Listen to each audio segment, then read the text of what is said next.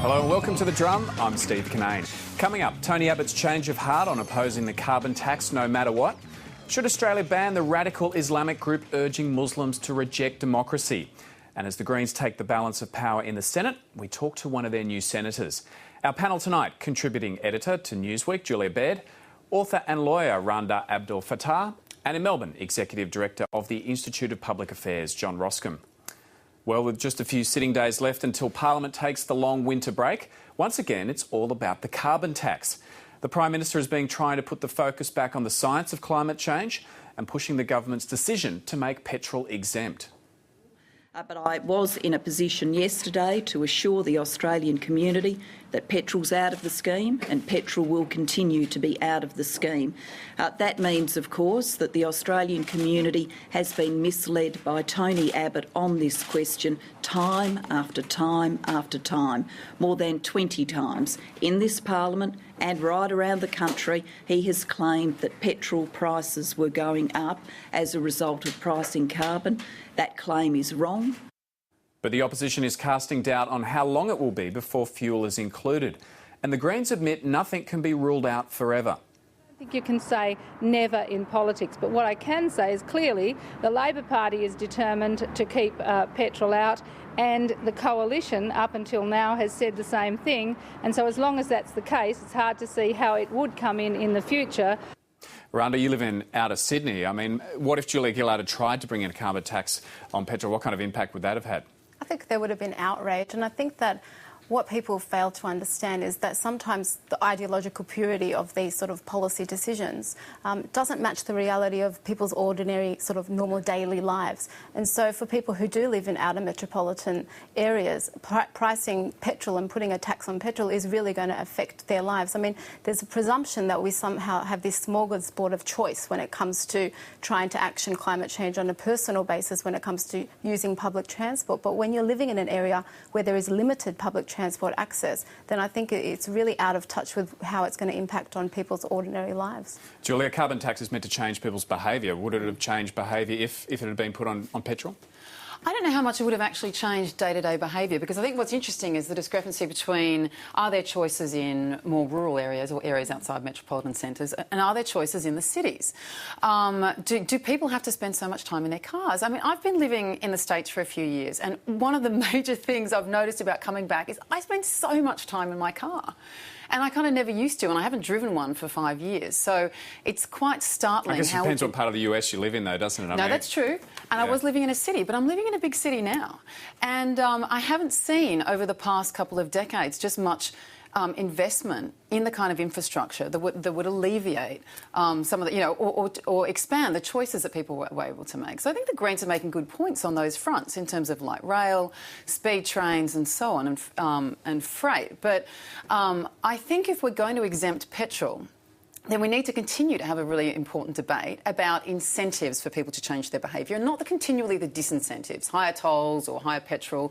So how do you actually encourage people to move away from using so much petrol? John, does this make it harder for Tony Abbott? He's been arguing all along that petrol prices are going to increase 6 cents a litre.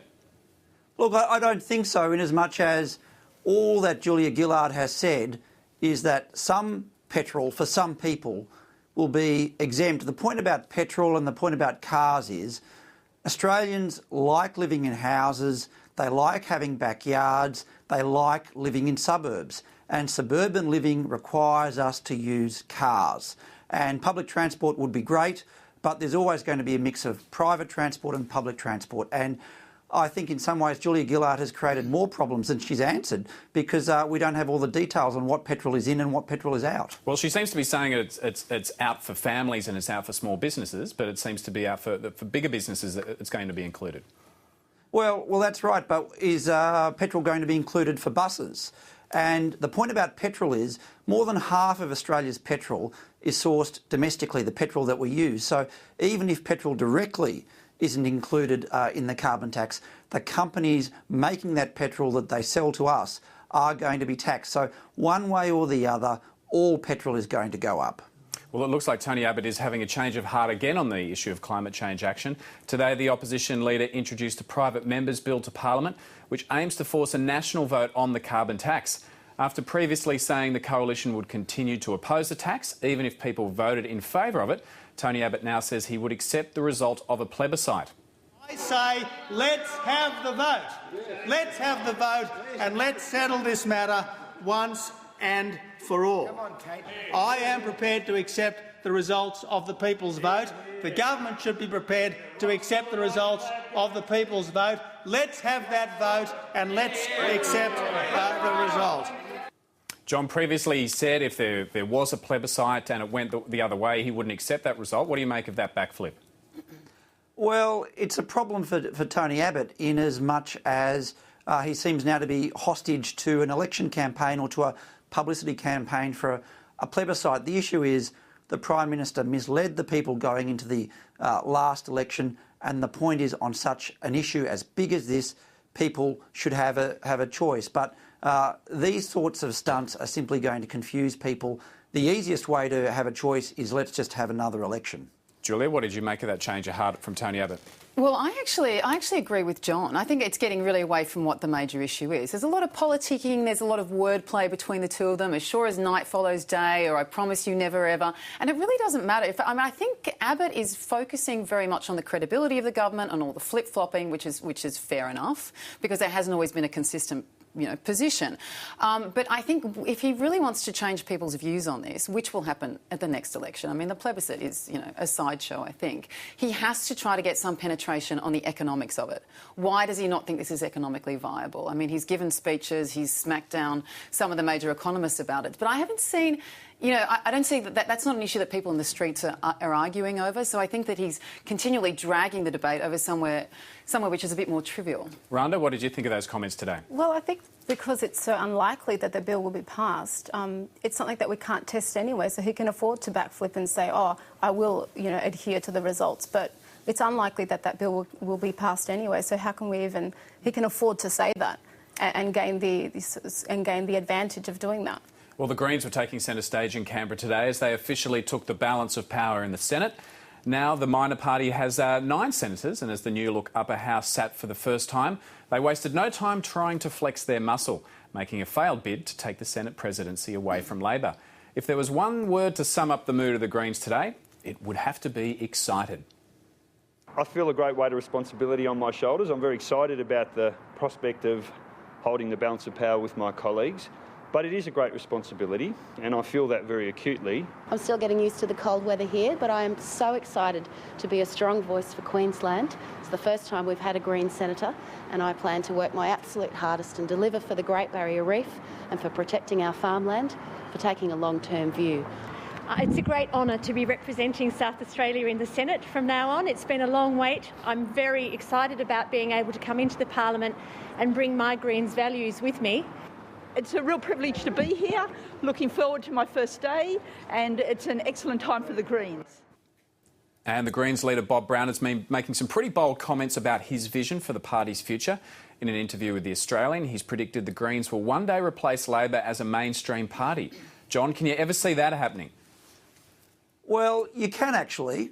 You can if the Labor Party splits. If the Labor Party splits between the progressive left and the trade union working class right, it is not such a crazy thing. And Bob Brown has said sillier things than that. You don't think that the policies of the Greens are too much of a minor party to actually overtake the Labor Party?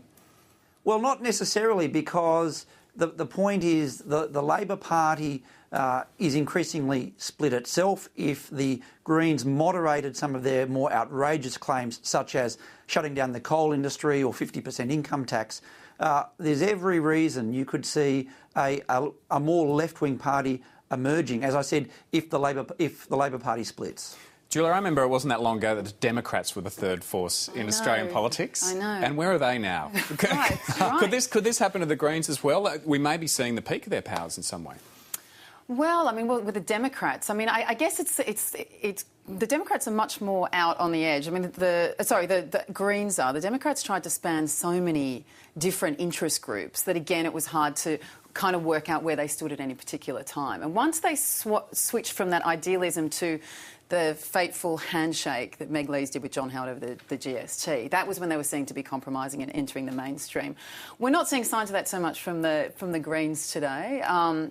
But I do keep thinking back, you know, to that time and to that how significant it was in them kind of polishing and knocking edges off major pieces of legislation from superannuation to the GST. And let's hope that the Greens, you know, have a positive influence. It's certainly going to be interesting.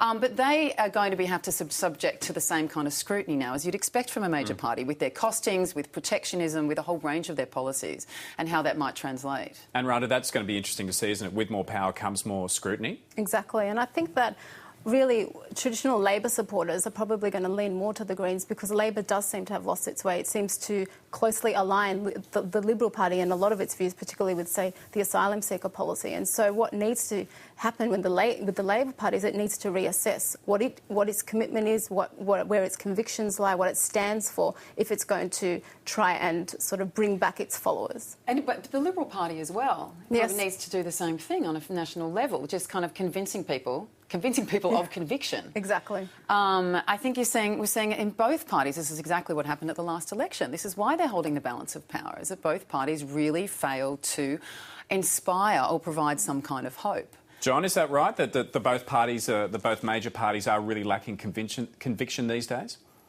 No, I disagree with that. Look, the two major parties got the vast majority of the vote. The problem with the Greens overtaking the Labor Party, even though, as I said, I think there's a chance it could occur, is that in the lower house, Australia's electoral system really mitigates against minor parties. But this idea that the major parties are over and finished, we've heard that for decades, ever since Robert Menzies founded the Labor Party and probably the Liberal Party, and even back to the 1890s and the Labor Party. But both sides of politics have their issues. But the real question is, what is a traditional Labor Party supporter anymore? And when I talk to Labor Party people, and they do talk to me sometimes, there's two different sorts. There's the Greens, progressive, by and large public service employed, and there's the old trade union base. And that's what John Faulkner and others are talking about and having to face up to. Julia, you want to respond to that? Well, I do, but I think that there's clearly been a drift from the Liberals as well. And I think that we see kind of uneasy moderates when the party starts to drift to the right. I think we've seen